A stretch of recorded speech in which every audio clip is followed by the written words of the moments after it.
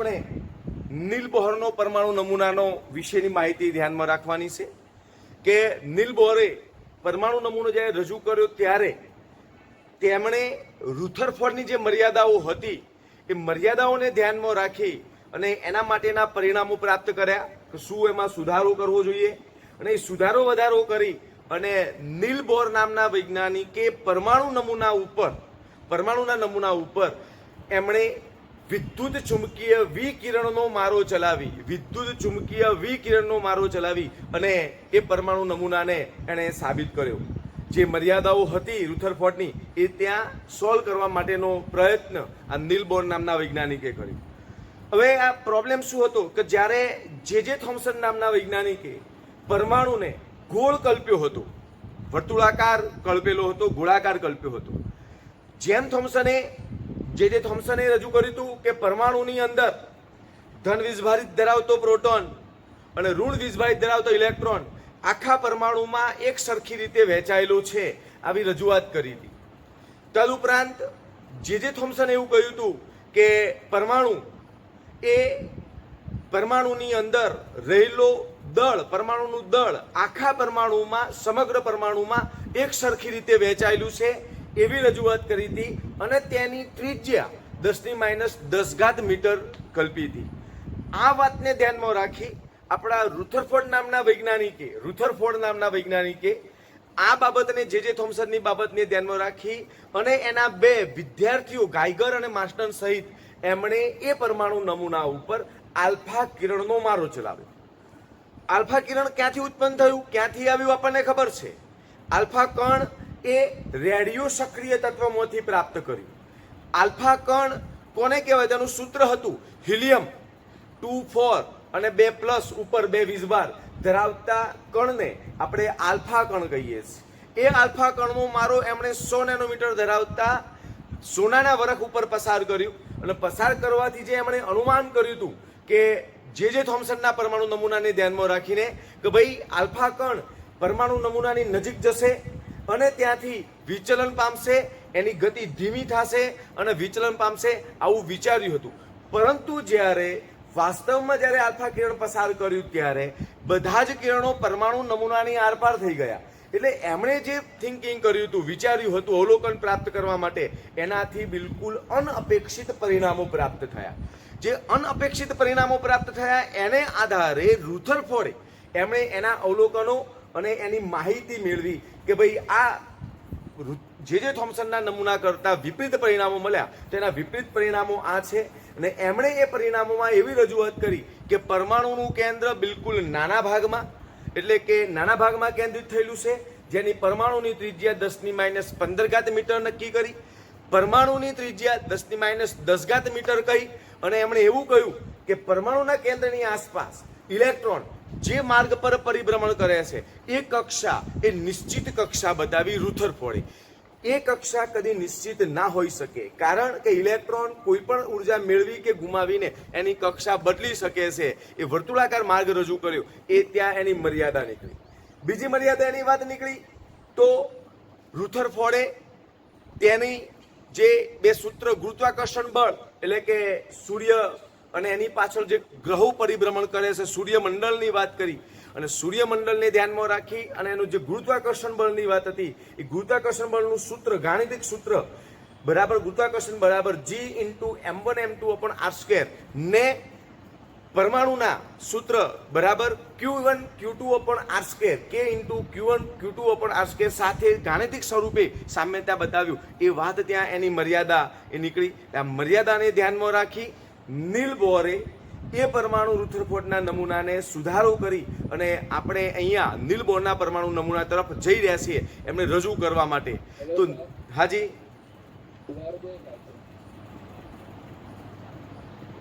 તો આવશે ધીમે ધીમે, ધ્યાન રાખજો. અહીંયા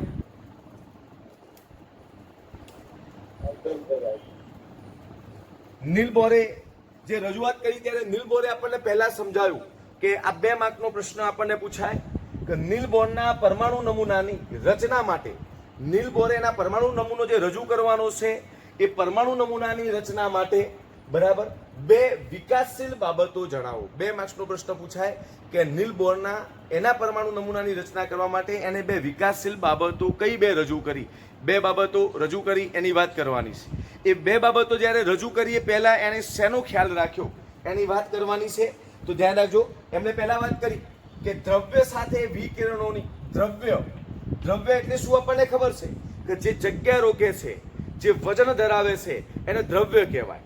દ્રવ્ય સાથે વિકિરણોની પારસ્પરિક ક્રિયાને કારણે, બંને વચ્ચે દ્રવ્ય અને વિકિરણની પારસ્પરિક ક્રિયા થઈ, એના કારણે મળેલા પરિણામો એ પરમાણુ અને અણુના બંધારણ વિશેની વિપુલ માહિતી આપે છે. નીલ બોરે આવી રજૂઆત કરી. પહેલા એવું વિચાર્યું કે જો દ્રવ્ય સાથે વિકિરણની પારસ્પરિક ક્રિયા થાય, દ્રવ્ય અને વિકિરણ, જ્યારે કોઈ દ્રવ્ય પર વિકિરણ પસાર કરવામાં આવે છે ત્યારે બંને વચ્ચેની પારસ્પરિક ક્રિયા થાય. એ પારસ્પરિક ક્રિયા દરમિયાન એના પરમાણુ અને અણુના બંધારણ અંગેની વિશેષ માહિતી, પૂરતી વિશેષ માહિતી મેળવી શકાય. જે રુથરફોર્ડ બંધારણ વિશેનો ખ્યાલ રજૂ કરી શકતો નહોતો એ વાત અહીંયા નીલ બોરે આવી રજૂઆત કરી. એની પારસ્પરિક ક્રિયા દરમિયાન એના પરમાણુ અને અણુના બંધારણ વિશેની વિશેષ વધુ પ્રમાણમાં માહિતી મેળવી શકાય છે. પહેલી વાત કરી. બીજી નીલ બોરે વાત કરી કે પરિણામોનો ઉપયોગ કરી, આના જે પરિણામો પ્રાપ્ત થયા એનો પરિણામોનો ઉપયોગ કરી રુથરફોર્ડે સૂચવેલા નમૂનામાં સુધારા વધારા કરી અને એના માટે ઉપયોગી 2 વિકાસશીલ બાબતો રજૂ કરી. 2 વિકાસશીલ બાબતો રજૂ કરી. એ 2 વિકાસશીલ બાબતો જે આપણે લખવાની છે એમાં પહેલી વિકાસશીલ બાબત છે, આપણે જે લખીએ છીએ તેની વાત ધ્યાન રાખજો કે વિદ્યુત ચુંબકીય વિકિરણ. ધ્યાન રાખજો, વિકાસશીલ બાબતોમાં આપણે આના આધારે લખવાનું છે વિદ્યુત ચુંબકીય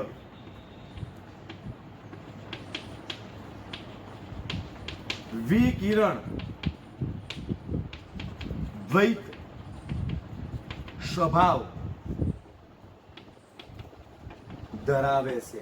વિદ્યુત ચુંબકીય વિકિરણ કેવો સ્વભાવ ધરાવે છે? દ્વૈત સ્વભાવ. શેના આધારે? કે જે નીલ બોર સમજાયું, વાત આપી કે જે રુથરફોર્ડ નથી વાત કરી શક્યો એ વાત, દ્રવ્ય અને વિકિરણની પારસ્પરિક ક્રિયા થાય ત્યારે એ દ્વૈત સ્વભાવ ધરાવે છે. દ્વૈત સ્વભાવ એટલે કે વિદ્યુત ચુંબકીય વિકિરણ ધરાવે છે, એટલે કે વિદ્યુત ચુંબકીય વિકિરણ કણ અને તરંગ સ્વભાવ ધરાવે છે.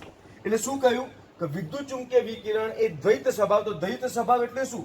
તો વિદ્યુત ચુંબકીય વિકિરણ એ કણ પ્રકૃતિ અને તરંગ પ્રકૃતિ આ બંને પ્રકારના સ્વભાવ ધરાવે છે.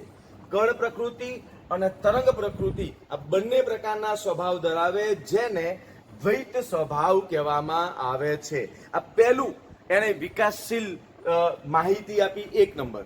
બીજા નંબરમાં વિકાસશીલ માહિતીમાં એમણે રજૂ કર્યું, નીલ બોરે શું રજૂ કર્યું? તો પરમાણ્વીય વર્ણપટ અંગેના, ધ્યાન રાખજો, બીજી વાત કરી પરમાણ્વીય વર્ણપટ અંગેના. ધ્યાન રાખજો, પરમાણ્વીય વર્ણપટ એટલે શું બેટા? તો આપણે એને ખ્યાલ રાખવાનો છે કે એક શૂન્યાવકાશ કરેલા પાત્રની અંદર હાઇડ્રોજન વાયુ ભરી અને એ પાત્રમાં ખૂબ ઊંચા વોલ્ટેજે અને નીચા દબાણે વિદ્યુત પ્રવાહ પસાર કરતો, તેમાંથી એક આછા જાંબલી રંગનું કિરણ નીકળશે, જેને પ્રિઝમમાંથી પસાર કરતા અસંખ્ય રેખાઓની એક શ્રેણી મળશે, જેને આપણે પરમાણ્વીય વર્ણપટ કહેવામાં આવે છે. એને આપણે શું કહીએ છીએ? પરમાણ્વીય વર્ણપટ. તો પરમાણ્વીય વર્ણપટ અંગેના, ધ્યાન રાખજો, પરમાણ્વીય વર્ણપટ અંગેના પ્રાયોગિક પરિણામો માત્ર પરમાણ્વીય વર્ણપટ અંગેના પ્રાયોગિક પરિણામો માત્ર. હવે આ પરિણામો મતલબ કે જે અસંખ્ય રેખાઓની જે શ્રેણી મળી, જેને આપણે રેખીય વર્ણપટ કહીએ છીએ, જેને આપણે પરમાણ્વીય વર્ણપટ કહીએ છીએ, એ પરમાણ્વીય વર્ણપટમાં પરમાણુઓના ક્વોન્ટીકૃત ઇલેક્ટ્રોનની, માત્ર પરમાણુના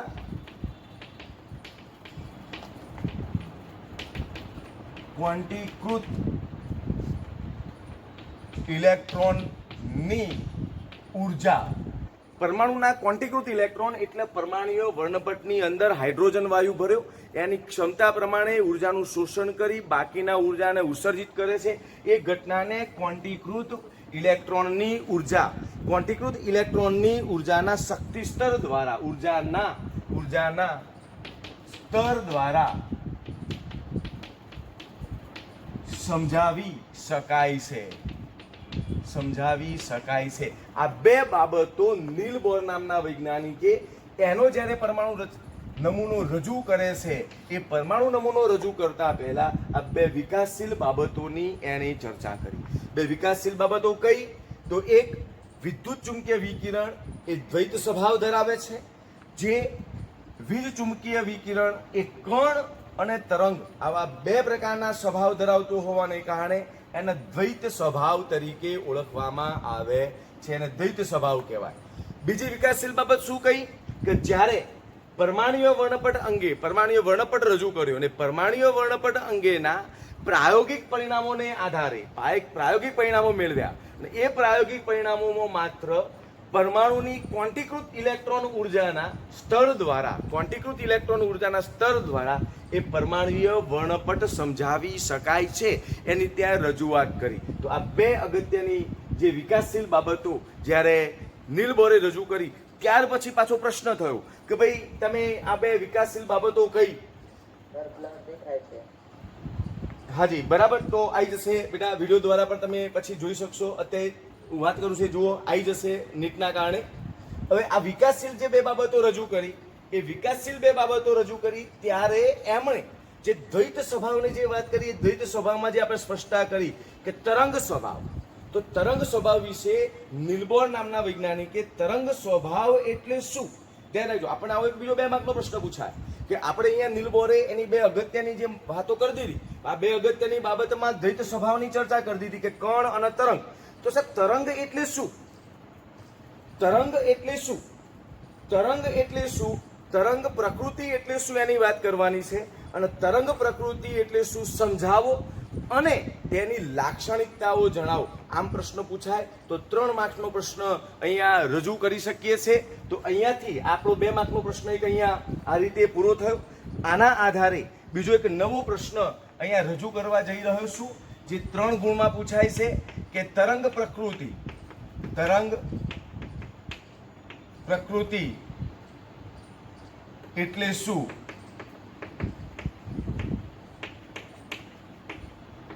સમજાવો અને તરંગ પ્રકૃતિ એટલે શું સમજાવો અને તેની લાક્ષણિકતાઓ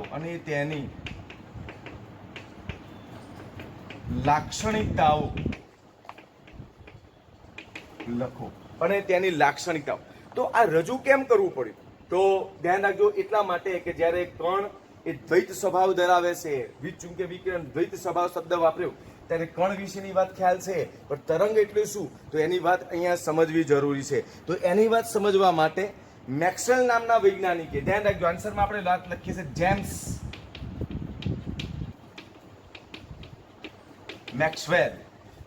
મેક્સવેલ નામના વૈજ્ઞાનિકે સૌપ્રથમ સ્થૂળદર્શી સ્તરે, ધ્યાન રાખજો જેમ્સ મેક્સવેલે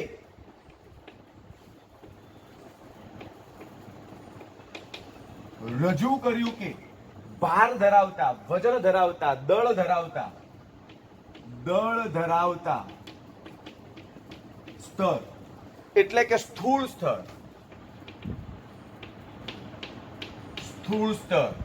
દળ ધરાવતા સ્તર એટલે સ્થૂળ સ્તર. ધ્યાન રાખજો, સ્પષ્ટીકરણ કર્યું. સ્થૂળ સ્તર એ વિદ્યુતીય અને ચુંબકીય ક્ષેત્રની વર્તણૂક, તેમની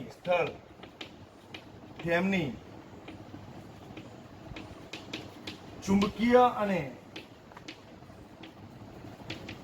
વિદ્યુતીય ક્ષેત્ર, તેમનું જે દળ ધરાવે છે એમનું ચુંબકીય ક્ષેત્ર અને વિદ્યુતીય ક્ષેત્ર જે વીજભારિત પદાર્થો વચ્ચેની, જે વીજભારિત ધરાવતા પદાર્થોની પારસ્પરિક ક્રિયા થાય. વીજભારિત કણો અને જે દળ ધરાવે છે, સ્થૂળ છે, વજન ધરાવે છે, જેની ચુંબકીય ક્ષેત્ર અને વિદ્યુત ક્ષેત્રની પારસ્પરિક ક્રિયાઓ થાય અને એ પારસ્પરિક ક્રિયાઓની સમજણ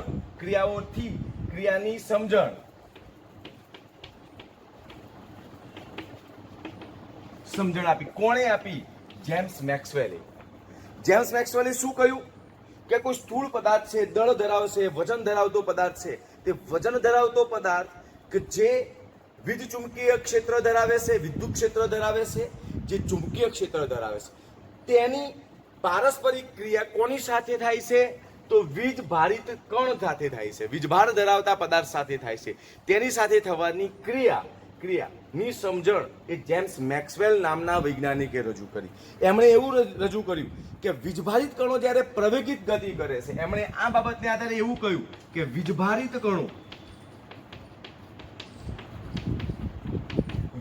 કણો જ્યારે પ્રવેગી ગતિ કરે છે ત્યારે વીજભારિત કણો જ્યારે પ્રવેગી ગતિ કરે છે ત્યારે, સ્પષ્ટીકરણ કરું છું, પ્રવેગી ગતિ કરે છે ત્યારે ચુંબકીય ક્ષેત્ર અને વિદ્યુતીય ક્ષેત્ર, ચુંબકીય ક્ષેત્ર અને વિદ્યુતીય ક્ષેત્ર એકબીજાની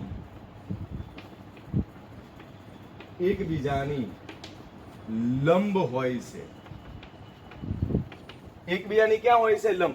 જ્યારે વીજભારિત કણો જ્યારે પ્રવેગી ગતિ કરતા હોય છે ત્યારે તેઓ અહીંયા વિદ્યુતીય ક્ષેત્ર અને એમનું ચુંબકીય ક્ષેત્ર એ એકબીજાની લંબ સ્વરૂપે ગતિ કરતા ક્ષેત્ર હોય છે, જેને અહીંયા ક્ષેત્ર ઉત્પન્ન કરે, જેને આપણે વિદ્યુત ચુંબકીય વિકિરણો કહે હોય છે, જે કિરણોને વીજ ચુંબકીય કિરણો તરીકે ઓળખવામાં આવે છે, જેને વીજ ચુંબકીય વિકિરણો તરીકે ઓળખવામાં આવે છે. આમ આપણે વાત કરી કોની? કે તરંગ પ્રકૃતિ. તરંગ પ્રકૃતિ કોને કહેવાય? તો આપણે વાત કરી કે જ્યારે દળ ધરાવતા પદાર્થ પર, જે દળ ધરાવતો પદાર્થ છે, બે ક્ષેત્ર ધરાવે, એક ચુંબકીય ક્ષેત્ર અને એક વિદ્યુત ક્ષેત્ર ધરાવે છે, એ વીજભારિત ધરાવતા પદાર્થની સાથે પારસ્પરિક ક્રિયા કરે ત્યારે એવી વાત થઈ કે એમાં પ્રવેગી ગતિ દરમિયાન એ બે ક્ષેત્ર ધરાવે છે, જે વીજ ચુંબકીય કિરણો તરીકે એને ઓળખવામાં આવે છે. ત્રીજી વાત કરી કે જે પ્રકાશના કિરણો એ પણ વિકિરણ છે. પ્રકાશ પણ વિકિરણ છે. પ્રકાશ પણ કેવું છે? વિકિરણ છે. જે કણ પ્રકૃતિ પણ ધરાવે છે તેવું પહેલા ધારવામાં આવેલું છે. જે કણ પ્રકૃતિ ધરાવે છે તેમ ધારવામાં આવેલું છે. તો આ જે વાત હતી આપણી કે તરંગ પ્રકૃતિની વાત, બરાબર. હવે એમાં આપણે અહીંયા રજૂ કરીએ છીએ કે ભાઈ આ તરંગ પ્રકૃતિમાં આ ત્રણ મુદ્દા આવ્યા. તો સર તરંગો કેવી રીતે જોવા મળે? તો તરંગ વિશેની વાત, તરંગ અહીંયા હું દોરીને આપને બતાવી રહ્યો છું. ધ્યાન રાખજો, વિકાસશીલ બાબતો અહીંયા થોડી ભૂસી અને તરંગોની રજૂઆત અહીંયા કરી રહ્યો છું. ધ્યાન રાખજો કે આપણે અહીંયા એક્સ ધરી, આ ઝેડ ધરી અને આ વાય ધરી, કોઈ પણ તરંગ ઉત્પન્ન થાય તો બે અહીંયા આપણે ધ્યાન રાખજો, આ એક્સ ધરીમાંથી ઉત્પન્ન થયા,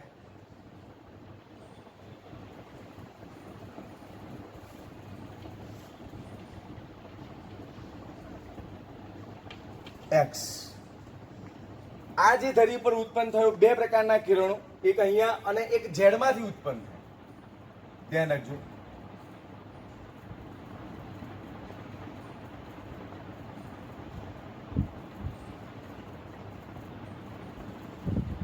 બરાબર. આ બે પ્રકારના આંદોલનીય ગતિ કરતા, વાત કરતા જો વીજભારિત કણો જ્યારે પ્રવેગી ગતિ કરે ત્યારે આંદોલનીય ગતિ કહેવાય. આ આંદોલનીય ગતિને આધારે બે ક્ષેત્રો ઉત્પન્ન થાય છે. એક ધ્યાન રાખજો, જે એક્સ ધરીમાંથી ઉત્પન્ન થયું એને આપણે ચુંબકીય ક્ષેત્ર કહીએ છીએ અને ઝેડ ધરીમાંથી ઉત્પન્ન થયું એને આપણે વિદ્યુતીય ક્ષેત્ર કહેવામાં આવે છે. બંને વચ્ચે અહીંયા અંતર ધ્યાન રાખજો કે આ ઘર શૃંગ તરંગ લંબાઈ અહીંથી શરૂઆત થઈ અહીં પૂરી થઈ, તો આપણે એને તરંગ લંબાઈ કહીશું. અહીંથી શરૂઆત થઈ અહીંયા પૂરી થઈ, તો આ ભાગને અહીંયાથી આ ભાગને આપણે લેમ્બડા તરંગ લંબાઈ તરીકે ઓળખવામાં આવે છે. લેમ્બડા તરંગ લંબાઈ. આ શૃંગ અને ગર્ત દ્વારા એક દિશામાં એકબીજાને લંબ દિશામાં સતત આગળ સંચર રીતે ગતિ કરતા આપણને જોવા મળે છે. આ સંચર ગતિ કરે છે, તો સંચર ગતિ લંબ દિશામાં હોય એનો મતલબ કે સતત જેમ આગળ જતા જાય એમ બંને એકબીજાને લંબ દિશામાં ગતિ કરતા હોય છે. તો આમ પ્રકાશ કણ પણ એ વિકિરણ છે, જે કણ પ્રકૃતિ ધરાવે છે એવી વાત આગળ આપણે ધારી લીધી છે. એના આધારે આપણે આ કણ પ્રકૃતિ એટલે કે તરંગ પ્રકૃતિ બરાબર પ્રકાશનું કિરણ વીજચુંબકીય વિકિરણ ધરાવે છે એની વાત કરી. આ વીજચુંબકીય વિકિરણ એટલે શું, તરંગ પ્રકૃતિ ધરાવે છે એની વાત કરીએ તો આપણે આટલી વાત અહીંયા રજૂ કરવાની છે. આગળ વાત એની ત્રીજો પ્રશ્ન અંદર વાત કરીએ એની લાક્ષણિકતાઓ. તો અહીંયા એની હું લાક્ષણિકતાઓ લખી રહ્યો છું.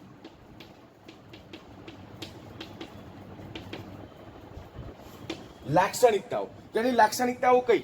તો પહેલી લાક્ષણિકતા, જ્યારે આંદોલનીય ગતિ કરે છે, આ આંદોલનીય ગતિ કરે, એ આંદોલનીય ગતિ કરે છે ત્યારે વીજભારવાળા કણો જ્યારે આંદોલનીય ગતિ કરે છે, જ્યારે આંદોલનીય ગતિ કરે છે ત્યારે વીજભારિત કણો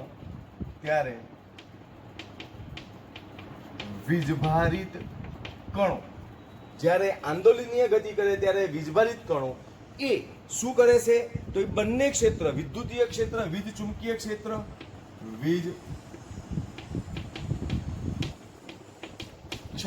અને વિદ્યુતીય ક્ષેત્ર અને ચુંબકીય ક્ષેત્ર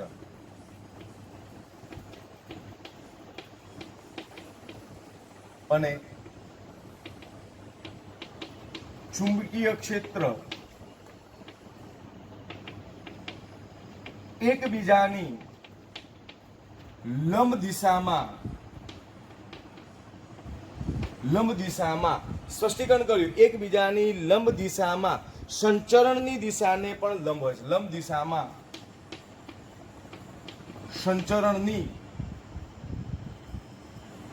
સંચરણની દિશાને પણ લંબ દિશામાં હોય છે. સંચરણ મતલબ જેમ જેમ આગળ ગતિ કરતું જાય, આગળ જતું જાય તેમ બંને પણ એકબીજાની લંબ દિશામાં જ જોવા મળતા હોય છે. શબ્દ વાપર્યો સંચરણની દિશા એ પણ એ લંબ દિશામાં જ જોવા મળતું હોય છે. આ પહેલું અવલોકન આવ્યું, ધ્યાન રાખજો. ફર્સ્ટ અવલોકન. બીજું લાક્ષણિકતા આવી એની. બીજી લાક્ષણિકતા ધ્યાન રાખજો કે જ્યારે આ કિરણ વીજચુંબકીય વિકિરણ તરંગ કિરણ જ્યારે નીકળે છે ત્યારે એ અવાજના અથવા પાણીના માધ્યમની માફક, પાણીના તરંગોની માફક, એ વીજચુંબકીય તરંગ માફક એના ઉપર આધાર રાખતું નથી. એટલે કે અવાજ અથવા પાણીના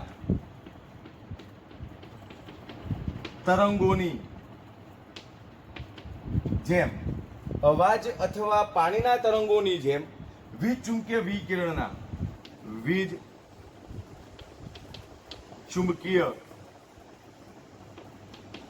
વિકિરણના તરંગો માધ્યમ પર આધાર રાખતા નથી. એટલે કે વિકિરણના તરંગો માધ્યમ પર આધાર રાખતા નથી. પાણી અને અવાજની માફક, અવાજ અને પાણી કોઈ માધ્યમ પર આધાર નથી રાખતું, ધ્યાન રાખજો. તેમ વીજચુંબકીય વિકિરણો પણ કોઈ માધ્યમ ઉપર આધાર રાખતું નથી. એટલે કે તે શૂન્યાવકાશમાં પણ ગતિ કરી શકે છે. શૂન્યાવકાશમાં પણ તે ગતિ કરી શકે છે. આ બીજું એનું અહીંયા લાક્ષણિકતા આવી.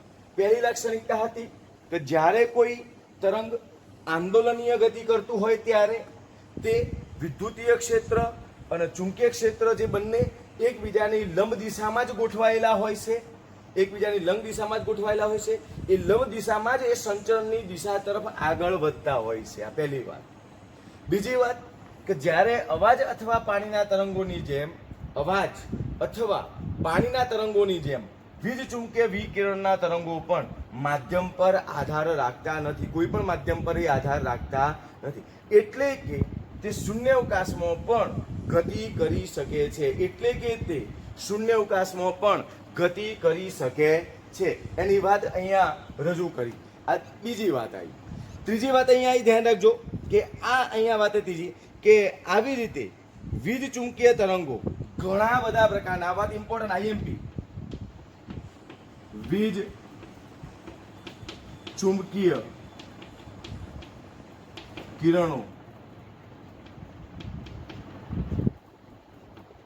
ઘણા બધા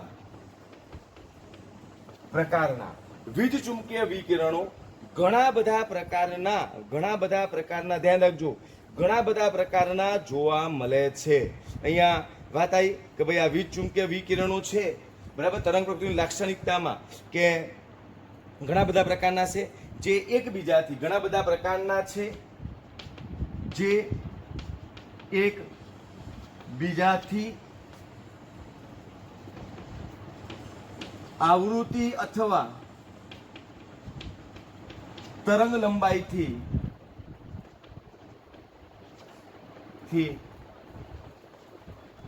મેળવી શકાય છે. આ ઘણા બધા પ્રકાર શેના આધારે? આવૃત્તિના આધારે અથવા તરંગ લંબાઈના આધારે એમને ત્યાં મેળવી શકાય છે અથવા રજૂ કરી શકાય છે. તો ત્રણ લાક્ષણિકતા ધ્યાન રાખજો. લાક્ષણિકતામાં ઇમ્પોર્ટન્ટ મોસ્ટ આઈએમપી આ નીટ અને જેડબલઈ માટે કે આપણે વાત કરી કે ભાઈ તરંગો ઘણા બધા પ્રકારના છે. આ ઘણા બધા તરંગો કેવી રીતે પ્રકાર પાડ્યા? તો ઘણા બધા તરંગોના પ્રકાર એમની આવૃત્તિ અથવા તરંગ લંબાઈને આધારે એના ઘણા બધા પ્રકારોમાં વર્ગીકરણ કર્યું. એ પૈકી આપણે અહીંયા અભ્યાસમાં છે એની આવૃત્તિને આધારે તરંગોની પ્રકૃતિ, અહીંયા એની આવૃત્તિને આધારે તરંગોના પ્રકાર આપણને આપવામાં આવ્યા છે. એ ઇમ્પોર્ટન્ટ છે, આવૃત્તિના આધારે જે નીટની અંદર પૂછાઈ શકે. તો એ વાત અહીંયા રજૂ કરું છું. એની આવૃત્તિને આધારે એના જે પ્રકાર છે 4,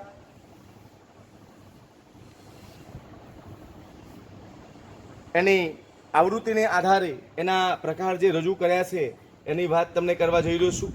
આવૃત્તિને આધારે એક પહેલો પ્રકાર રેડિયો તરંગ. તરંગનો એક રેડિયો તરંગ, એની આવૃત્તિ છે 10⁶ હર્ટ્ઝ. આવૃત્તિને આધારે છે 10⁶ હર્ટ્ઝ આવૃત્તિ ધરાવે છે. આ રેડિયો તરંગનો ઉપયોગ ક્યાં થાય? તો રેડિયો તરંગનો ઉપયોગ રેડિયો પ્રસારણમાં ઉપયોગી છે. એનો ઉપયોગ તો અહીંયા લખીશું આપણે, રેડિયો પ્રસારણમાં ઉપયોગી. ક્યાં ઉપયોગી? રેડિયો પ્રસારણમાં. વિદ્યાર્થી મિત્રો ખ્યાલ આવે છે કે નહીં? આ ઇમ્પોર્ટન્ટ વાત છે નીટ માટે, નીટ જેડબલઈ માટે. આપણે જે વાત કરી તરંગ પ્રકૃતિ, અવાજ આવે છે? હલો, બરાબર. આ ધ્યાન રાખજો કે આપણી જે તરંગ પ્રકૃતિ આ સમજાઈ, આ તરંગ પ્રકૃતિના આધારે એની આ લાક્ષણિકતાઓ લખી. આ લાક્ષણિકતામાં ઇમ્પોર્ટન્ટ નીટ અને જેડબલઈ માટે આ કે રેડિયો તરંગ તો કેટલી આવૃત્તિ ધરાવે છે? 10⁶ હર્ટ્ઝ આવૃત્તિ હર્ટ્ઝમાં આપી છે, 10⁶ હર્ટ્ઝ. એ આવૃત્તિ ધરાવતું રેડિયો તરંગ ક્યાં ઉપયોગી છે? તો રેડિયો પ્રસારણમાં ઉપયોગી છે. રેડિયો પ્રસારણમાં ઉપયોગી છે. નંબર 1 વાત. બીજો તરંગ આપ્યો છે સૂક્ષ્મ તરંગ. બીજા નંબરનો તરંગ છે સૂક્ષ્મ તરંગ. સૂક્ષ્મ તરંગ ધ્યાન રાખજો અહીંયા. સૂક્ષ્મ તરંગ એની આવૃત્તિ છે 10⁻10 હર્ટ્ઝ. સૂક્ષ્મ તરંગ એની આવૃત્તિ છે 10⁻10 હર્ટ્ઝ. એનો ઉપયોગ ક્યાં? તો રડારમાં. રડાર માટે ઉપયોગી. રડાર માટે એ આપણે ઉપયોગી છે. 10 હર્ટ્ઝ ધરાવતો સૂક્ષ્મ તરંગ. આ બીજી વાત થઈ. ત્રીજી વાત થઈ ઇન્ફ્રારેડ એટલે કે IR એટલે કે પારરક્ત તરંગ. ઇન્ફ્રારેડ કહેવાય. તેની આવૃત્તિ છે બરાબર, ઇન્ફ્રારેડ બરાબર પારરક્ત, એની આવૃત્તિ છે 10 હર્ટ્ઝ. તો ઇન્ફ્રારેડનો ઉપયોગ ક્યાં? તો ધ્યાન રાખજો કે કોઈ પણ વસ્તુ કે પદાર્થને ગરમ કરવા માટે વપરાય. ઇન્ફ્રારેડ શેમાં વપરાય? કોઈ પણ વસ્તુ કે પદાર્થને ગરમ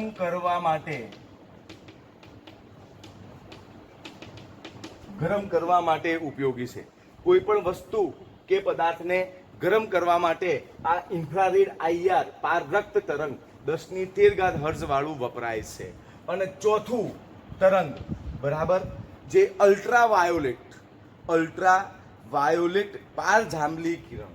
અહીંયા આપણે લખીશું પારજાંબલી તરંગ એટલે કહેવાય અલ્ટ્રાવાયોલેટ, એટલે આપણે લખીશું UV. અલ્ટ્રાવાયોલેટ એટલે લખીશું UV બરાબર. અલ્ટ્રાવાયોલેટ કિરણ એટલે લખીશું UV. આ બે પ્રકારના છે અલ્ટ્રાવાયોલેટ, એક 1016 હર્ટ્ઝ અને એક 1015 હર્ટ્ઝ બરાબર. 1016 હર્ટ્ઝ ધરાવતું અને 1015 હર્ટ્ઝ ધરાવતું આવૃત્તિ ધરાવતું અહીંયા છે. 1016 હર્ટ્ઝ ધરાવતું કિરણ જે છે એને આપણે સૂર્યપ્રકાશમાંનો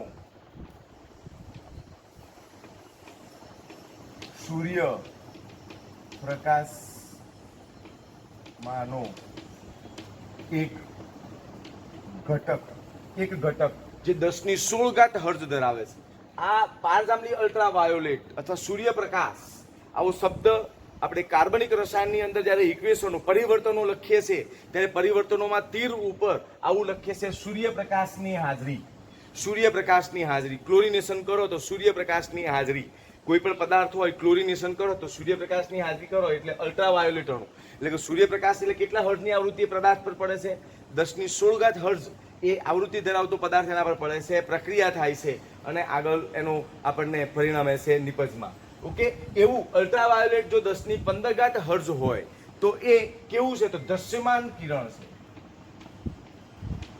દ્રશ્યમાન કિરણ છે જે નરી આંખે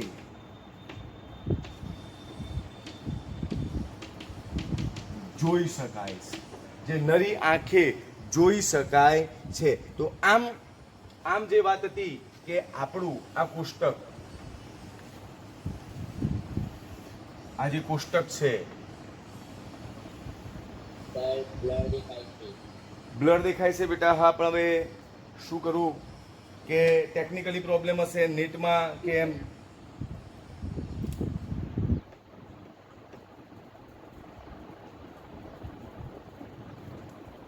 ઓકે, આવી જશે બરાબર. ઓકે, તમે જોડાયેલા રહેજો બરાબર. પ્રયત્ન કરી રહ્યો છું ફરીથી એકવાર.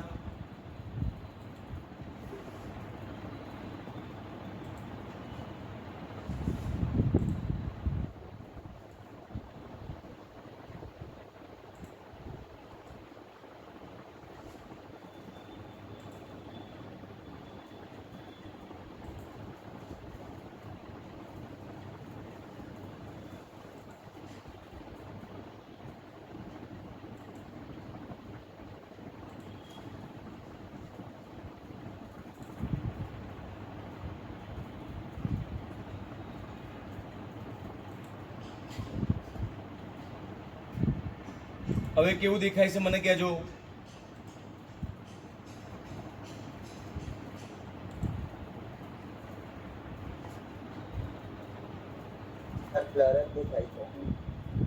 અચ્છા ચિરાગભાઈ, બ્લર દેખાય છે એવું છે એમ?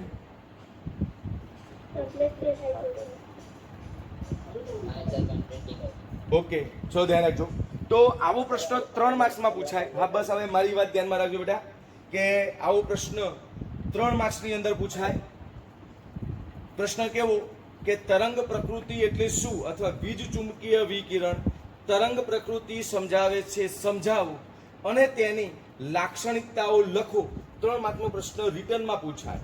અથવા આ જે ગુલાબી બોક્સથી મેં રજૂ કર્યું છે દેખાતું હશે અથવા વિડીયોમાં આપણને દેખાશે મૂકીશ એમાં કે જે ગુલાબી અક્ષરે જે મેં બોક્સ દોર્યું છે એ નીટ અને JEE આનો ક્વેશ્ચન હોઈ શકે છે આવૃત્તિને આધારે. બરાબર, એ વાત ખાસ ધ્યાનમાં રાખવાની છે.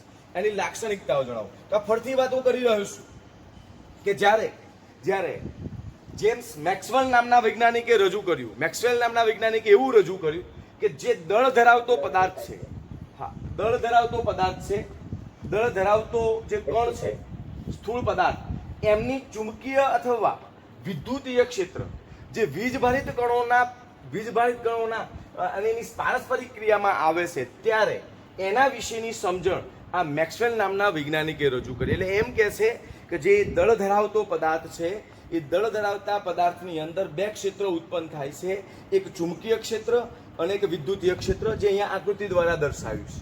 બંને એકબીજાને કેવી રીતે ગોઠવાયેલા હોય છે, લંબ દિશામાં હોય છે. બંને એક સરખી રીતે આગળ સંચરણ પામતા હોય છે, એટલે આગળ ગતિ કરતા હોય છે, પ્રવેગી ગતિ કરતા હોય છે. આ બંને ક્ષેત્રોને જો વીજભારિત કણ સાથેની પારસ્પરિક ક્રિયા થાય તો એ પારસ્પરિક ક્રિયા દ્વારા ઘણી બધી માહિતી આપણે સમજાવી શકીએ છીએ. એમાં પહેલી માહિતીની વાત કરી કે જ્યારે વીજભારિત કણો જ્યારે પ્રવેગિત ગતિ કરતા હોય છે ત્યારે ત્યારે એમનું ચુંબકીય ક્ષેત્ર અને વિદ્યુતીય ક્ષેત્ર એ એકબીજાની લંબ દિશામાં ગોઠવાયેલા હોય છે. એકબીજાને કેવી રીતે ગોઠવાયેલા હોય છે? લંબ દિશામાં. એટલે આપણે જોઈ શકીએ છીએ કે એક્સમાંથી નીકળતું તરંગ અને ઝેડમાંથી નીકળતું તરંગ બંને એકબીજાની લંબ દિશામાં ગોઠવાયેલા, પણ જ્યારે જેમ આગળ જતા જાય છે તેમ એ એકબીજાને સંચરણની દિશાની લંબ જ રીતે ગતિ કરતા હોય છે, પ્રવેગી ગતિ કરતા હોય છે. બીજી વાત કરી કે આ વીજભારિત કણો જ્યારે પ્રવેગિત ગતિ કરે છે ત્યારે એ બંને ક્ષેત્ર એકબીજાને લંબ રીતે ગોઠવાયેલા હોય છે. જે કિરણોને વીજ ચુંબકીય કિરણો અથવા વીજ ચુંબકીય વિકિરણો તરીકે ઓળખવામાં આવે છે. તેમને કયા કિરણો તરીકે ઓળખવામાં આવે છે? વીજ ચુંબકીય કિરણો અથવા વીજ ચુંબકીય વિકિરણો તરીકે એમને ઓળખવામાં આવે છે. આ વિકિરણો એ જે છે એ પ્રકાશના જ કણો છે. પ્રકાશના જ કિરણોને વિકિરણ તરીકે ઓળખવામાં આવે છે. પ્રકાશના જ કિરણને વિકિરણ તરીકે ઓળખવામાં આવે છે, કારણ કે પ્રકાશનું કિરણ એ બંને પ્રકારની પ્રકૃતિ ધરાવે છે. કણ પ્રકૃતિ પણ ધરાવે છે અને તરંગ પ્રકૃતિ પણ ધરાવે છે. તરંગ પ્રકૃતિ વિશે આપણે આના વિશે ખ્યાલ કર્યો અને કણ પ્રકૃતિ વિશે એને ધારવામાં આવ્યું કે ભાઈ પ્રકાશનું કિરણ પણ એક પ્રકારની કણ પ્રકૃતિ ધરાવતું હોવું જોઈએ. ધારો કે કોઈ પ્રકાશનું કિરણ જો કણ પ્રકૃતિ ધરાવતું હોય અને જો એના ઉપર જો પ્રકાશ પાડવામાં આવે તો ધાતુના કોઈ ટુકડા ઉપર જો પ્રકાશ પાડવામાં આવે તો ધાતુ એ પ્રકાશના કિરણને પોતે શું કરશે? એબ્ઝોર્પ્શન કરે છે, અધિશોષણ કરે છે અને બાકીના કિરણનું જે ઉત્સર્જન કરે છે. આ ઉત્સર્જાયેલું કણ એ તરંગ પ્રકૃતિ ધરાવે છે અને જ્યારે શોષાયેલું કણ એ કણ પ્રકૃતિ ધરાવે છે. માટે અહીંયા ધારી લીધું છે કે પ્રકાશનું કિરણ એ કણ પ્રકૃતિ ધરાવે છે અને તરંગ પ્રકૃતિ પણ ધરાવે છે. જે વિદ્યુતીય ક્ષેત્ર અને ચુંબકીય ક્ષેત્ર આંદોલનીય ગતિ દ્વારા એકબીજાને લંબ દિશામાં ગોઠવાયેલું હોય છે. તો આજે રજૂઆત કરી આપણે એ ફક્ત વાત કરી તરંગ પ્રકૃતિ ધરાવે છે એના સેન્સમાં. ક્લિયર વાત? પછી આગળ વાત આવી એની લાક્ષણિકતાઓ. તો લાક્ષણિકતા સમજતા પહેલા અહીંયા આપણે તરંગ પ્રકૃતિ બતાવી છે. એક્સ ધરી અને ઝેડ ધરીમાંથી નીકળતું પ્રકાશનું કિરણ તરંગ એ બંને એકબીજાને લંબ દિશામાં હોય છે. બંને અહીંયાથી સમજો આ જે કિરણ નીકળ્યું અને અહીંયાથી જઈ અને અહીંયા પાછું આવ્યું તો આ અંતરને આપણે લેમ્બડા તરંગ લંબાઈ કહેવામાં આવે છે. શું કહીએ છીએ આપણે? તરંગ લંબાઈ લેમ્બડા કહીએ છીએ. આવૃત્તિ તો આપણી અક્ષથી જે ઊંચાઈ સુધી જે ગયું એને આપણે કહીએ છીએ આવૃત્તિ કહીએ છીએ. શું કહીએ છીએ? એને આવૃત્તિ કહેવામાં આવે છે. બીજી વાત, આ ઉપર જે બતાવ્યા છે એને ગર્ત કહીશું અને નીચે જે બતાવ્યા છે એને આપણે શું કહીશું? શૃંગ. અને ગર્ત દ્વારા એ સંચરણની દિશામાં એક આગળ તરફ ગતિ કરે છે. તો આ જે વાત હતી એ અહીંયા તરંગ પ્રકૃતિની વાત આપણે સમજાઈ અને હવે એના આધારે એની લાક્ષણિકતાઓની વાત કરવાની છે. પહેલી લાક્ષણિકતા કે જ્યારે આપણું પ્રકાશનું કિરણ વીજ ચુંબકીય વિકિરણ એ આંદોલનીય ગતિ કરે છે ત્યારે એમાં વીજભારિત કણો સાથે એ વિદ્યુતીય ક્ષેત્ર અને ચુંબકીય ક્ષેત્ર એ બંને ક્ષેત્ર એકબીજાની લંબ દિશામાં, સંચરણની દિશામાં પણ લંબ દિશામાં ગતિ કરતા હોય છે. આ પહેલી લાક્ષણિકતા. બીજી લાક્ષણિકતા કે અવાજ અથવા પાણીના તરંગોની જેમ વીજ ચુંબકીય વિકિરણ પણ ના તરંગો એ માધ્યમ પર આધાર રાખતા નથી. વિદ્યુત ચુંબકીય વિકિરણના તરંગો એ માધ્યમ ઉપર આધાર રાખતા નથી. આધાર નથી રાખતા એટલે કે તે શૂન્યાવકાશમાં પણ ગતિ કરી શકે છે. એટલે કે આ વીજ ચુંબકીય વિકિરણો પણ એ શૂન્ય અવકાશની અંદર ગતિ કરી શકે છે. શું કરી શકે છે? ગતિ કરી શકે છે. એની રજૂઆત કરી. ત્રીજી રજૂઆત કરી કે આ વીજ ચુંબકીય વિકિરણો એ ઘણા બધા પ્રકારના જોવા મળે છે. ઘણા બધા પ્રકાર છે આ વીજ ચુંબકીય વિકિરણોના. તો ઘણા બધા પ્રકાર કયા બાબતને આધારે? તો એમની આવૃત્તિ અને એમની તરંગ લંબાઈને આધારે વીજ ચુંબકીય વિકિરણોના પ્રકાર પાડવામાં આવે છે. એમની આવૃત્તિ તેમજ એની તરંગ લંબાઈને આધારે એમના પ્રકાર પાડી શકાય છે. આપણે અહીંયા તરંગ લંબાઈને આધારે નહીં પણ આવૃત્તિના આધારે એના પ્રકાર 4 પાડ્યા છે. એક રેડિયો તરંગ 10⁻6 હર્ટ્ઝ આવૃત્તિ હોય તો એવા આવૃત્તિ ધરાવતા તરંગને રેડિયો તરંગ કહેવાય. એવા રેડિયો તરંગનો ઉપયોગ રેડિયો પ્રસારણમાં ઉપયોગી છે. આ એમસીક્યુ માટે યાદ રાખજો, રેડિયો પ્રસારણમાં ઉપયોગી. નંબર 2, સૂક્ષ્મ તરંગ. તો સૂક્ષ્મ તરંગ કેટલા હર્ટ્ઝ ધરાવે છે? 10⁻10 હર્ટ્ઝ ધરાવે છે. એટલે 10⁻10 હર્ટ્ઝ ધરાવતું તરંગને સૂક્ષ્મ તરંગ કહેવાય, જે રડાર માટે ઉપયોગી છે. ક્યાં ઉપયોગી છે? રડાર માટે ઉપયોગી છે. આગળ ત્રીજું તરંગની વાત કરી. 10⁻13 હર્ટ્ઝ ધરાવતો તરંગ, 10⁻13 હર્ટ્ઝ ધરાવતા તરંગને ઇન્ફ્રારેડ કહેવાય, આઈઆર તરંગ કહેવાય. ઇન્ફ્રારેડ આઈઆર તરંગ કહેવાય, જેને પારરક્ત તરંગ કહેવાય. ગુજરાતીમાં શું કહેવાય? પારરક્ત તરંગ કહેવાય. એનો ઉપયોગ કોઈ પણ વસ્તુ કે કોઈ પણ પદાર્થને ગરમ કરવા માટે આ પ્રકારનો ઇન્ફ્રારેડ આવૃત્તિ ધરાવતા તરંગનો ઉપયોગ કરવામાં આવે છે. આગળ વાત કરીએ આપણે પારજાંબલી તરંગ એટલે અલ્ટ્રાવાયોલેટ કિરણ. અલ્ટ્રાવાયોલેટ કિરણ એટલે પારજાંબલી કિરણ એટલે કે આપણે કહીએ સૂર્યપ્રકાશનું કિરણ, જે 2 પ્રકારની આવૃત્તિ ધરાવે છે. 10⁻16 હર્ટ્ઝ આવૃત્તિ અને 10⁻15 હર્ટ્ઝ આવૃત્તિ. 10⁻16 હર્ટ્ઝ આવૃત્તિ એટલે એ સૂર્યપ્રકાશમાંનો એક ઘટક ધરાવતું કિરણ, ઘટકની વાત કરી છે. 10⁻15 હર્ટ્ઝ આવૃત્તિ એટલે કે દૃશ્યમાન કિરણની વાત કરી છે. એટલે કે નરી આંખે જોઈ શકાય તેવા તરંગને આપણે 10⁻15 હર્ટ્ઝ કહીએ છીએ, જેને આપણે અલ્ટ્રાવાયોલેટ કિરણ કહીએ છીએ, જે પારજાંબલી કિરણ કહેવામાં આવે છે. આમ આ આવૃત્તિને આધારે આ તરંગના પ્રકાર પાડ્યા છે.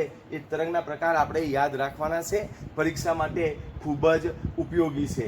ક્લિયર વાત? આગળ વાત કરવા જઈ રહ્યા છીએ આપણે. તો આ જે પ્રશ્ન હતો આપણો તરંગ પ્રકૃતિ વાળો, આમાં જે પૂછાતા મૂલ્યો છે ધ્યાન રાખજો અહીંયા કે કયા કયા મૂલ્યો બરાબર હોઈ શકે. તો આપણે એની રજૂઆત કરવા જઈ રહ્યા છે કે આમાં શેની વાત? તો શૃંગ, તરંગ લંબાઈ, આવૃત્તિ, આ જે પદો છે એ પદોની ક્લિયરિટી આપણને હોવી જોઈએ. તો વિદ્યાર્થી મિત્રો, આખો જે આ પ્રશ્ન છે આમાં આપનો કોઈ તકલીફ હોય અથવા ન સમજ પડી હોય ચિરાગભાઈ, તો મને જણાવો. એમાં આ વાત ઇમ્પોર્ટન્ટ છે, ધ્યાન રાખજો. નીટ JEE માટે આ આવૃત્તિના સેન્સમાં આપણને કયા પ્રકારનું તરંગ થાય અને એનો કયો ઉપયોગ આવે એની વાત અગત્યની છે નીટ JEE ની અંદર. બરાબર? ધ્યાન રાખજો. તો હવે આ પ્રશ્નમાં કોઈ તકલીફ લાગતી હોય તમને તો મને જણાવો. કમ્પ્લીટ? ઓકે. તો બેટા હવે ધ્યાન રાખજો કે આ તરંગને આધારે, તરંગ પ્રકૃતિને આધારે આમાં આવતા પદોનો આપણે અભ્યાસ કરવા જઈ રહ્યા છીએ. તો તરંગ પ્રકૃતિને આધારે એમાં આવતા પદોનો અભ્યાસ કરીએ છીએ. એવા પદો છે, પહેલા જ આપણે તરંગ લંબાઈ વિશેની વાત કરવાની છે કે તરંગ લંબાઈ કોને કહીશું, ત્યાર પછી આવૃત્તિ કોને કહીશું, આવા પદો સમજીએ છે અને પછી આગળ વાત આપણે જઈ રહ્યા છીએ. ધ્યાન રાખજો, પહેલી જ વાત તરંગ લંબાઈ. આપણું પહેલું પદ સમજીએ છે, પદ નંબર 1 તરંગ લંબાઈ, જેને સાંકેતિક ભાષામાં લેમ્બડા કહેવાય. સાંકેતિક ભાષામાં શું કહેવાય? લેમ્બડા. હવે તરંગ લંબાઈ એટલે શું? તો નજીકના બે ક્રમિક શૃંગ કે ગર્ત વચ્ચેના નજીકના બે ક્રમિક, ધ્યાન રાખજો, નજીકના બે ક્રમિક, નજીકના બે ક્રમિક શૃંગ કે ગર્ત, શૃંગ કે ગર્ત. આપણે જે અહીંયા દોર્યું હતું તો બે નજીકના ગર્ત, આ ગર્ત અને અહીંયા આને કહેવાય શૃંગ. શૃંગ અને ગર્ત ની વાત કરી છે. તો બે નજીકના શૃંગ અને ગર્ત, બે પાછા શબ્દ વાપર્યા કે નજીકના બે ક્રમિક શૃંગ, આ એક ગર્ત, બીજું ગર્ત અહીંયા આની બાજુમાં આ ગર્ત કહેવાય. બે ગર્ત વચ્ચેનું અંતર અથવા બે શૃંગ વચ્ચેનું અંતર, એને આપણે શું કહીએ છીએ? તરંગ લંબાઈ લેમ્બડા કહીએ છીએ. શું કહીએ છીએ? તરંગ લંબાઈ લેમ્બડા. તો બે ક્રમિક શૃંગ કે ગર્ત વચ્ચેના અંતરને, ગર્ત વચ્ચેના અંતરને તેની તરંગ લંબાઈ લેમ્બડા લેમ્બડા કહે છે. તેની તરંગ લંબાઈ શું કહેવામાં આવે છે? લેમ્બડા કહેવામાં આવે છે. જેનો એસઆઈ એકમ, ધ્યાન રાખજો, આ ખાસ વાત, તરંગ લંબાઈનો એસઆઈ એકમ કયા એસઆઈ એકમમાં તરંગ લંબાઈ લખાય? તો મીટર છે. એનો એસઆઈ એકમ કયો છે? મીટર. તરંગ લંબાઈ બીજા કયા કયા પદોમાં દર્શાવી શકાય? તો angstrom, picometre, nanometre, angstrom, picometre, nanometre, picometre, nanometre, centimetre અને મીટર, સેન્ટીમીટર અને મીટર. આ બધા એકમોમાં તરંગ લંબાઈને માપી શકાય, પણ એનો એસઆઈ એકમ કયો છે? મીટર. આ ખાસ બાબત યાદ રાખજો. કોની વાત કરી? તરંગ લંબાઈ લેમ્બડા. તરંગ લંબાઈ લેમ્બડા એટલે નજીકના બે ક્રમિક શૃંગ કે બે ક્રમિક ગર્ત વચ્ચેના અંતરને તેની તરંગ લંબાઈ લેમ્બડા કહેવામાં આવે છે. એનો એસઆઈ એકમ કયો છે? મીટર છે. જેને એંગસ્ટ્રોમમાં, પિકોમીટરમાં, નેનોમીટરમાં, સેન્ટીમીટરમાં કે મીટરમાં એકમ મેળવી શકાય છે. બરાબર. એના એકમોની વાત કરીએ આપણે, ધ્યાન રાખજો કે એક એંગસ્ટ્રોમ બરાબર, આપણે અહીંયા આ ધ્યાન રાખવાનું છે, આ વાત ખાસ વિદ્યાર્થી મિત્રો, કે એક એંગસ્ટ્રોમ બરાબર 10 ની, ધ્યાન રાખજો, 10 ની -10 ઘાત મીટર. આ યાદ રાખવાનું છે. એક એંગસ્ટ્રોમ બરાબર 10 ની -10 ઘાત મીટર.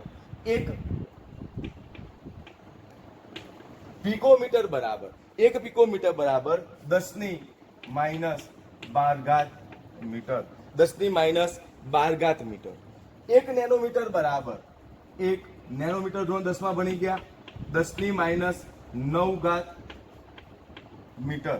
એક નેનોમીટર બરાબર 10 ની -9 ઘાત મીટર. અને એક મીટર બરાબર 10 ની -2 ઘાત સેન્ટીમીટર. 2 ઘાત સેન્ટીમીટર. અને એક સેન્ટીમીટર બરાબર 10 ની -2 ઘાત મીટર. એટલે આપણો એસઆઈ એકમ મીટર છે, તો આ બધાને મીટરમાં કન્વર્ટ કરેલા છે. આ એટલા માટે તરંગ લંબાઈના એક્ઝામ્પલ આપણે ગણવા જઈ રહ્યા છીએ. તો આ વાત તમારા મગજમાં ક્લિયર હોવી જોઈએ કે તરંગ લંબાઈ એટલે શું? તો બે નજીકના બે ક્રમિક શૃંગ કે બે ક્રમિક ગર્ત વચ્ચેના અંતરને તેની તરંગ લંબાઈ લેમ્બડા કહેવામાં આવે છે. જેનો એસઆઈ એકમ છે મીટર. બીજા કયા કયા એકમોમાં મેળવી શકાય? સાધિત એકમો કયા કયા? એંગસ્ટ્રોમ, પિકોમીટર, નેનોમીટર, સેન્ટીમીટરમાં પણ લઈ શકીએ છીએ. એક એંગસ્ટ્રોમ બરાબર 10 ની -10 ઘાત મીટર. એક પિકોમીટર બરાબર 10 ની -12 ઘાત મીટર. એક નેનોમીટર બરાબર 10 ની -9 ઘાત મીટર. એક મીટર બરાબર 10 ની 2 ઘાત સેન્ટીમીટર. અને એક સેન્ટીમીટર બરાબર 10 ની -2 ઘાત મીટર. તો આપણે આ પહેલી વાત કરી તરંગ લંબાઈની. બીજી વાત કરવા જઈ રહ્યા છીએ, ધ્યાન રાખજો. અહીંયા સમય ગાળો એટલે ટી. ખાલી વાત કરવા જઈ રહ્યા છે સમયગાળો ટી. હવે કોઈ ચોક્કસ બિંદુએથી કોઈ તરંગ કોઈ ચોક્કસ બિંદુએથી નીકળ્યા પછી, બરાબર, કોઈ ચોક્કસ બિંદુમાંથી તરંગને પસાર થવા માટે લાગતા સમયને કોઈ ચોક્કસ બિંદુમાંથી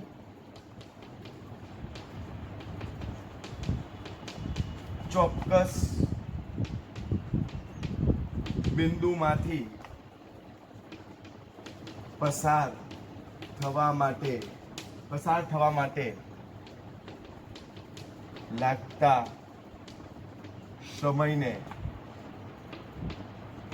સમયગાળો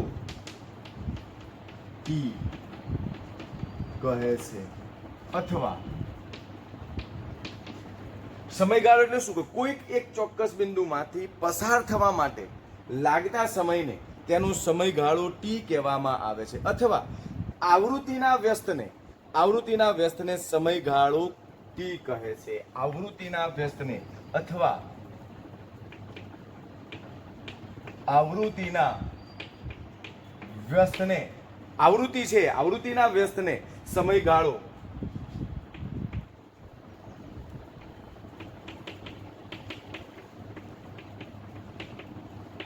T કહે છે. આવૃત્તિના વ્યસ્તને સમયગાળો T કહીએ છે. તો સમયગાળો T બરાબર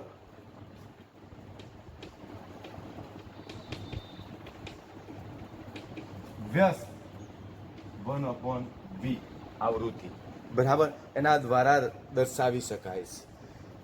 ત્રીજી વાત આવી કંપ વિસ્તાર, જે કંપન કરે, આપણે ગોળાકાર કંપ વિસ્તારની વાત કરી હતી. ત્રીજી વાત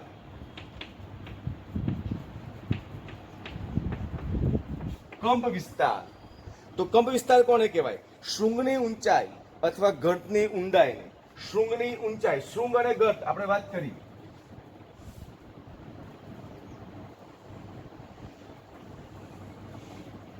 આ શૃંગની ઊંચાઈ અને કંપ વિસ્તાર કહેવાય. આ શૃંગ, બરાબર, આને કહીશું આપણે ઘટ, ઘટની ઊંડાઈ, આ ઊંડાઈ આવી, આને પણ કહેવાય કંપ વિસ્તાર. શું કહે છે? શૃંગની ઊંચાઈ, બરાબર. કંપ વિસ્તાર કોને કહેવાય?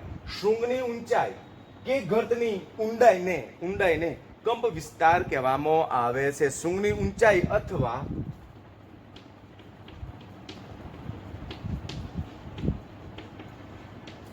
કે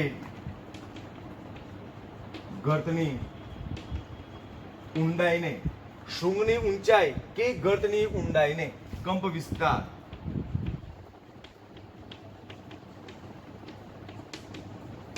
વિસ્તાર કહે છે, બરાબર. શૃંગની ઊંચાઈ કે ઘટની ઊંડાઈને આપણે શું કહીએ છીએ? કંપ વિસ્તાર કહેવામાં આવે છે. કંપ વિસ્તાર. અને ચોથો મુદ્દો આપણે ભણી લઈએ, બરાબર, પછી આપણે સ્ટોપ રાખીએ કે તરંગ સંખ્યા. ચોથો મુદ્દો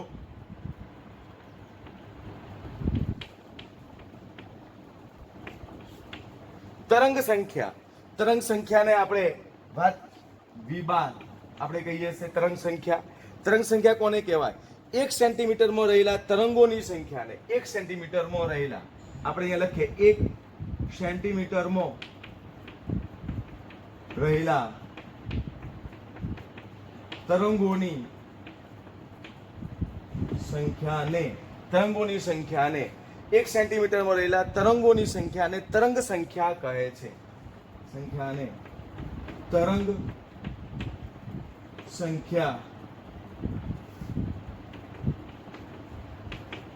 સંખ્યા કહે છે. 1 સેન્ટીમીટરમાં રહેલા તરંગોની સંખ્યાને, 1 સેન્ટીમીટરમાં રહેલા જે તરંગ, 1 સેન્ટીમીટર આપો ને એમાં રહેલા તરંગોની સંખ્યાને તરંગ સંખ્યા કહે છે. અથવા તરંગ લંબાઈના વ્યસ્તને તરંગ સંખ્યા અથવા તરંગ લંબાઈના વ્યસ્તને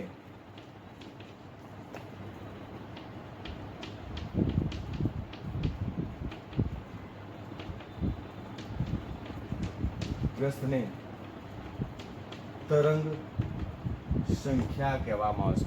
તરંગ લંબાઈનો વ્યસ્ત એને તરંગ સંખ્યા, એટલે આપણે અહીંયા v1/λ એટલે તરંગ સંખ્યા દ્વારા દર્શાવી શકાય. એનો એકમ બરાબર સેન્ટીમીટર ઇન્વર્સ છે, એનો એકમ છે સેન્ટીમીટર ઇન્વર્સ. એકમ સેન્ટીમીટર ઇન્વર્સ અથવા મીટર ઇન્વર્સ અથવા મીટર ઇન્વર્સ.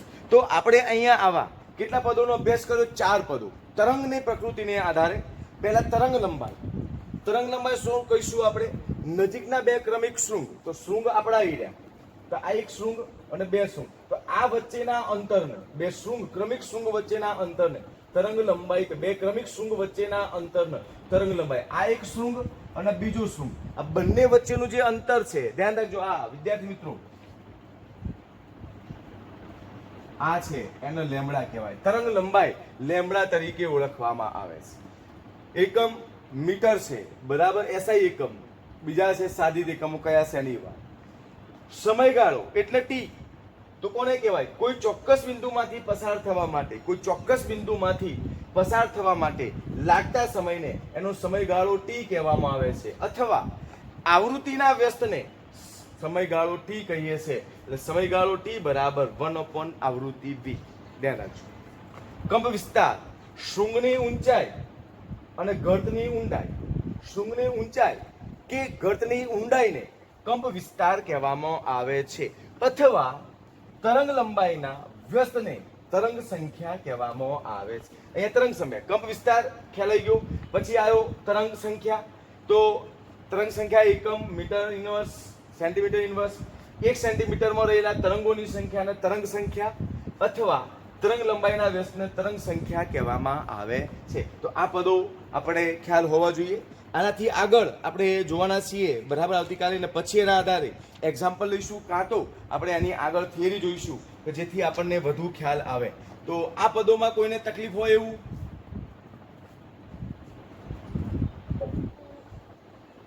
ઓકે બરાબર. તો ધ્યાન રાખજો બેટા, આ પદ બરાબર આવતીકાલે જોવાના. પેલું પુસ્તક જોઈને આવજો. આ એકમો ખ્યાલ હોવા જોઈએ, કાલે પૂછીશ. અને પછી આગળ થિયરી આપણો જે નીલ બોરનો પરમાણુ નમૂનો છે એના તરફ હાઇડ્રોજન ઉત્સર્જન વર્ણપટની ચર્ચા કરીશું બરાબર, અને આગળ એના પ્રશ્નોની આપણે ચર્ચા કરીશું. તો અહીં સુધી કોઈ તકલીફ હોય તો મને જણાવો.